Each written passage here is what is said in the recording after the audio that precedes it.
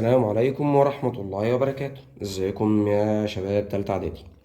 النهاردة ان شاء الله هنشرح الجرامر بتاع يونت 7، اول واحدة عندنا في الترم التاني. ماشي، بدون مقدمات كتير يلا بينا. يونت 7 عندنا فيها ايه باختصار كده علشان ايه ما نكترش كلام كتير. فيها حاجة اسمها العادات في الماضي. العادات في الماضي يعني ايه يا مستر العادات في الماضي؟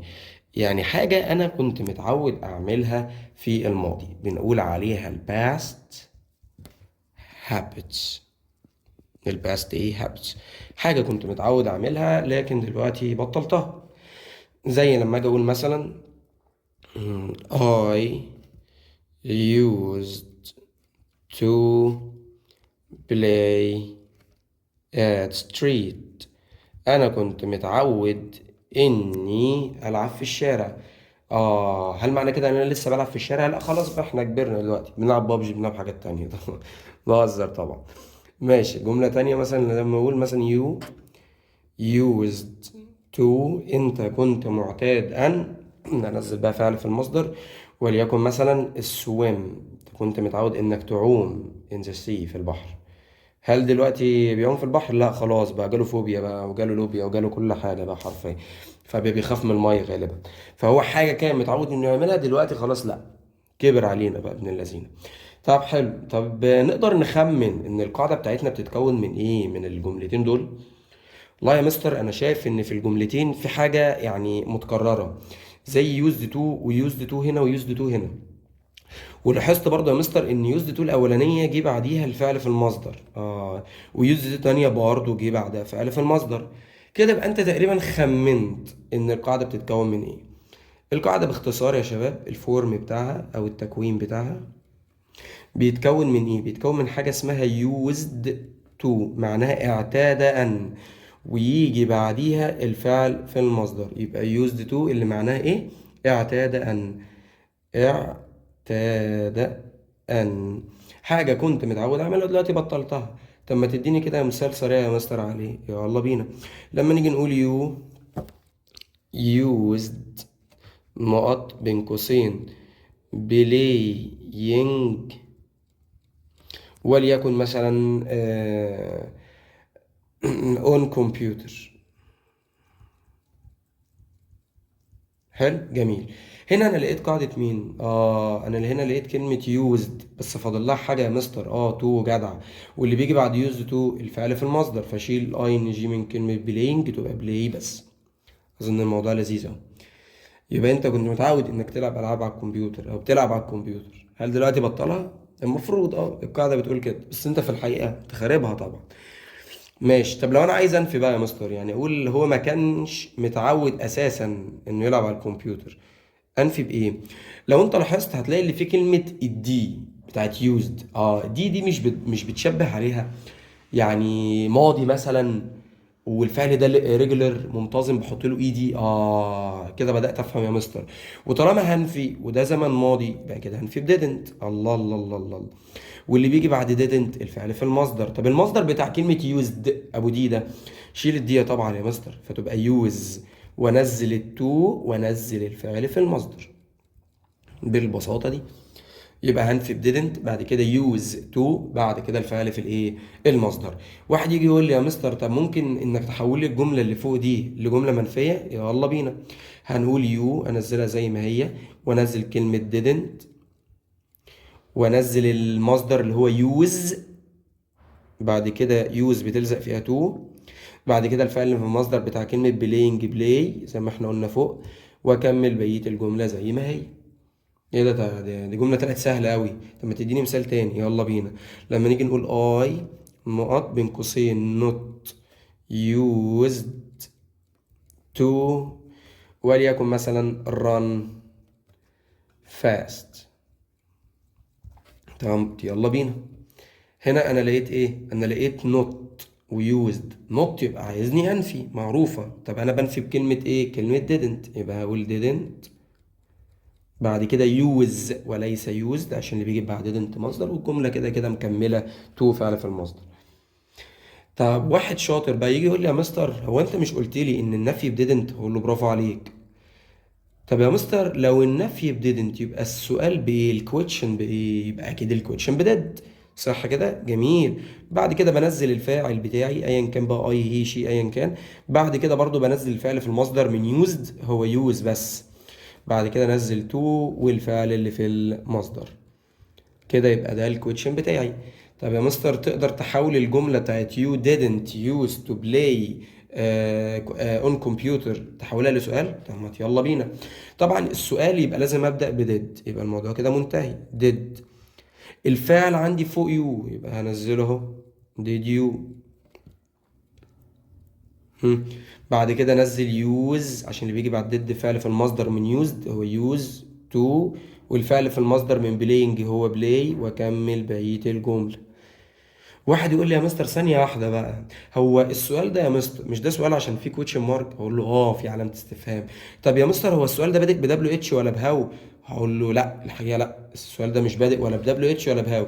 يبقى يا مستر السؤال ده بهل. يعني ايه السؤال ده بهل؟ يعني الإجابة يا مستر بتاعته لا بيس وبنو، بعمل مقص بين أول اتنين. هقول له يعني ايه مش فاهم؟ تقول لي ان اليس، لو هجاوب على السؤال ده اقول يس واعمل مقص بين أول اتنين، يو تتحول تبقى اي، وديد انزلها زي ما هي فتبقى يس اي ديد. طب لو نو يا مستر نو، وبرضه اعمل مقص بين اول اتنين، يو عندنا بتتحول لاي، وديد طبعا علشان عندي نو منفيه تبقى ديدنت. بس خلصت يعني، سهله وبسيطه اهي. يبقى تاني سريعا كده قبل ما نخش على اللي بعدها، يبقى احنا دلوقتي في قاعدة ايه؟ قاعدة العادات في الماضي. حاجة انا كنت متعود اعملها في الماضي بس دلوقتي بطلتها خلاص الحمد لله. زي زمان مثلا ايه، كنت بشرب سجاير بس هو مش كان يعرف، الحمد لله هو مش عارف لحد دلوقتي. ليه؟ علشان كنت بقى خلاص الحمد لله ربنا تاب علينا. ماشي. بتتكون من ايه يا مستر؟ بتتكون من يوزد تو. طب وبيجي بعدها يا مستر الفعل في المصدر معناها اعتاد ان. طب يا مستر لو عايز انفي، ما هو طالما دي يوزد من يعني ماضي يبقى اكيد هنفي بالماضي. didn't use to فعل في المصدر. طب هسأل بديد use to وفعل في المصدر. اظن ان الموضوع ايه سهل وبسيط جدا لحد دلوقتي. ماشي خش يلا على اللي بعده. حاجة ايه نوت خفيفة كده، ايه ملاحظة خفيفة لازم نركز فيها. ألا وهي هعملها لك بالأحمر. كلمة زير used to be، وحاجة اسمها زير didn't use to be. ايه يا مستر اللي انت بتقوله ده؟ انت كنت ماشي حلو، ايه اللي دخلك في الحتة دي؟ هقول لك ان كلمة زير used to be معناها كان من المعتاد أن يوجد كذا. طب كلمة there didn't used to be يعني ايه يا مستر؟ معناها لم يكن من المعتاد أن يوجد كذا. لا مش فاهم يا مستر، لا فهمني بالبلدي بقى. كلمة there used to be معناها أنا كان متعود اللي احنا نشوف المكان ده. كان من المعتاد اللي احنا طبعا لو انت ربنا كرمك وسبت مثلا المدينة اللي انت رحتها وليكن مثلا وعشت في القاهرة، فانت لما بقى ترجع بلدك ايا كان البلد دي ايه مثلا وليكن الدقهلية، فانت لما ترجع تاني بقى من القاهرة وترجع تاني تروح تزور الدقهلية بعد كام سنة، سنين كتير جدا، فتيجي تشوف المكان اللي انت كنت اتولدت فيه وتيجي تقول ايه، ياه ده انا كنت متعود اني اشوف المكان ده هناك. كان على طول متعودين ان يبقى المكان ده موجود. هل معنى كده ان المكان ده دلوقتي بقى موجود؟ لا خلاص بقى انتهى، المكان ده راح الله يرحمه. نفس الكلام في كلمة زير didn't used to be، يعني لم يكن من المعتاد ان يوجد كذا. نفس الفكرة برضو، انت عايش في القاهرة وسبت الدقهلية بقالك فترة فرجعت تاني الدقهلية، فبتسأل تقول يا نهار ابيض، ده ايه البيوت والابراج الجديدة دي وايه الكافيهات الفخمة قوي دي؟ ده كان احنا كنا مش متعودين اللي يبقى فيه حاجة شبه كده. يبقى هل معنى كده اللي دلوقتي مفيش؟ لا دلوقتي بقى فيه عادي خالص. يبقى there used to be معناها كان من المعتاد أن يوجد كذا. بالبلدي كده كنا متعودين نشوف المكان الفلاني بس دلوقتي خلاص المكان ده اتشال بقى. طب there didn't used to be لم يكن من المعتاد أن يوجد، يعني ما كناش متعودين نشوف الأماكن دي، الأماكن دي ما كانتش موجودة على أيامنا بس دلوقتي بقت موجودة. كده اعتقد ان الموضوع ايه سهل ولذيذ. يبقى قلنا تاني used to بيجي بعديها الفعل في المصدر، هنفي didn't use to فعل في المصدر، هسأل did use to فعل في المصدر، وكلمة there used to be معناها كان المعتاد أن يوجد. there didn't use to be يعني لم يكن من المعتاد أن يوجد. أظن الموضوع سهل أهي، مش محتاج إنك تهبد. نخش بقى على الاكسرسايزز اللي موجودة عندنا في كتاب المعاصر، نحل منها شوية علشان نأكد المعلومة. يلا بينا. دلوقتي احنا فاتحين كتاب المعاصر بيج 22. دي طبعا اهم الاسئله اللي بتكون موجوده في كتاب الوزاره وكمان كتاب التقييمات، فنركز فيهم قوي يا شباب. نمبر 1 بيقول لي I not used to play in the park when I was a child. طبعا انا لقيت كلمه was فعرفت ان ده زمن ماضي من غير ما افكر. بيقول لي انا كنت متعود اني العب في الحديقه لما كنت طفل. جميل. دي قاعده مين يا مستر؟ انا لقيت to، يبقى دي قاعده used to. used بالدي يبقى تبقى used. خلصت. يلا نمبر 2 my father didn't not used to work in the bank. طبعا انا هنا لقيت didn't من غير ما ادرس القاعده. انا راجل عارف ان اللي يجي بعد didn't الفعل في المصدر من used بالدي يبقى use بس من غير اي اضافات. خلصت. وكده كده اللي بيجي بعد used to الفعل في المصدر يعني infinitive. يلا نمبر 3 we used to من غير ما اكمل يا مستر. انت قلت لي اللي بيجي بعد used to معناها اعتاد ان فعل في المصدر من going يبقى go، اشيل منها الاي ان جي. سهله اهي. طب يلا نمبر 4 الصفحه اللي بعدها اللي هي 23 هي not use. طبعا انا لقيت not يبقى عايزني انفي قاعده مين؟ قاعده use. الموضوع سهل اهو. يبقى هي not use to drink tea. هو ما كانش متعود انه يشرب شاي، دلوقتي بسم الله ما شاء الله بقى موظف وخاربها طبعا. فطبعا لقيت not يبقى هنفي بكلمه didn't. طب didn't يجي بعدها مين؟ الفعل في المصدر من use هو use بس. طب اكتب تو يا مستر؟ لا، ما هي تو مكتوبه مش محتاج انك اكتبها. يلا نمبر 5 my brother not used to play football every weekend. اخويا كان متعود انه يلعب كرة قدم كل ويك كل نهاية اسبوع. هل دلوقتي هو بيلعب؟ لا خلاص بقى هو كان متعود، دلوقتي خلاص بطلها. فدي قاعدة مين؟ انا لقيت يوز ولقيت تو، ودي جملة عادية مش منفية فطبعا يوزد بالدي. نمبر 6 زير نقط. طبعا زير يا مستر كانت بتيجي مع كان يوجد، كان من المعتاد ان يوجد. زير نقط used be a park here but now it's gone. كان من المعتاد ان يوجد الحديقة هنا لكن هي دلوقتي مش موجودة. ماشي. طبعا يبقى زير، طبعا احنا قلنا زير بيجي بعدها مين؟ used، بعد كده تو اللي بتلزق فيها دايما، بعد كده الفعل في المصدر هو بي زي ما احنا قلنا. طب يلا نمبر 7 نقط where you used to visit ancient sites. انا لقيت هنا question mark يا شباب، ولقيت قاعدة used to يا شباب، وانا بسأل في used to بكلمة ايه؟ اكيد كلمة did. خلصت كده. أسئلة المعاصر نحلها بقى احنا في البيت، لكن انا هتوقف هنا عند سؤالين اتنين يعني مهمين جدا بالنسبة لي قوي، اللي هو نمبر 14 و 15. دول هقف عليهم دلوقتي وهشرحهم. نمبر 14 بيقول لي ايه؟ I used to be lazy. انا كنت متعود اني اكون كسول، لا وما زلت الحقيقه صدقني. but now I not don't. ايه السؤال اللي مش مفهوم ده يا مستر انت قلت لي used to بتتنفي بديدنت، ارزع ديدنت يا مستر، سيبني يا مستر احقق احلامي. لا تعالى بقى نركز هنا بقى. انا كنت متعود اني اكون كسول، خلاص انا كنت متعود. but now ركز بقى يا جماعه في كلمه now. الان دي زمن مضارع يا شباب، يبقى انا كنت كسول لكن دلوقتي ما بقتش خلاص. جميل. طب يا مستر اعمل ايه؟ ما هو اي بتاخد دونت يا مستر، انت هتجنني. ما هي اي طب بتاخد دونت، يبقى ازاي دونت غلط؟ هقول لك لا. شوف كده مين اللي جه بعد يوزد تو. يا ترى مين يا مستر؟ يوزد تو جه بعدها بي. الله الله الله الله الله، ده فيرب تو بي، ده فيرب يكون، ده فيرب تو بي. ده اللي هو بيتكون من ايه؟ اللي بيتكون من ام او از او ار. الله الله الله. يعني يا مستر انت قصدك علشان اقدر احل الجمله دي اللي فيها كلمه ناو اني ابص على الفعل اللي في المصدر اللي جاي بعد يوزد تو؟ اقول عليك انت معلم بجد. طب يا مستر انا لقيت بعد يوزد تو فيرب تو بي اللي هو ام ويز وار، يبقى انا هشتغل بناء على ام واز وار. انا هنا لقيت مين؟ اي بياخد مين؟ طبعا ام يا مستر، وكلمة دونت منفية يبقى احط لها كلمة نوت، يبقى ام نوت. يا عيني يا مستر، سهلة اهي، بلاش هبد، سهلة اهي. نخش على نمبر 15، يلا. He used to arrive early. Now he نقط isn't.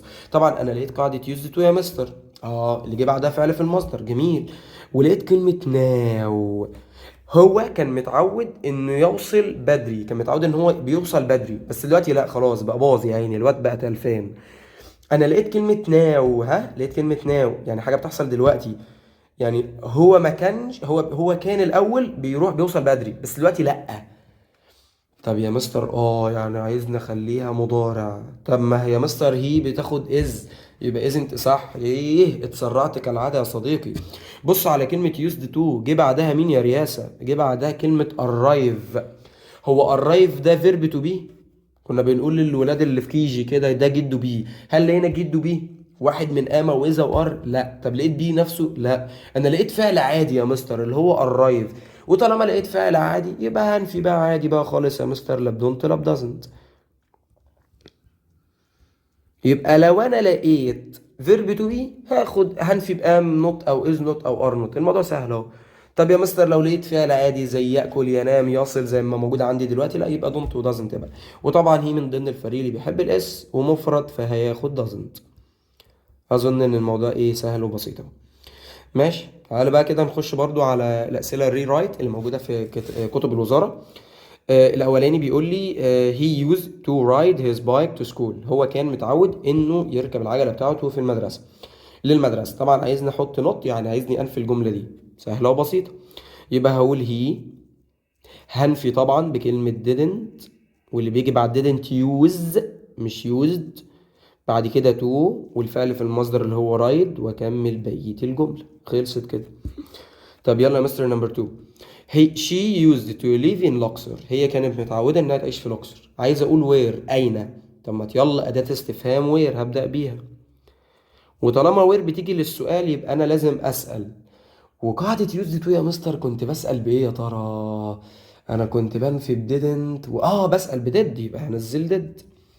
الفاعل اللي موجود في اول الجملة هروح منزله. هو اللي بيجي بعد did فعل في المصدر من كلمة used، يبقى use بس. وانزل to والفعل في المصدر اللي هو leave، واعمل question mark. بس كده. اين هي كانت متعودة انها تعيش؟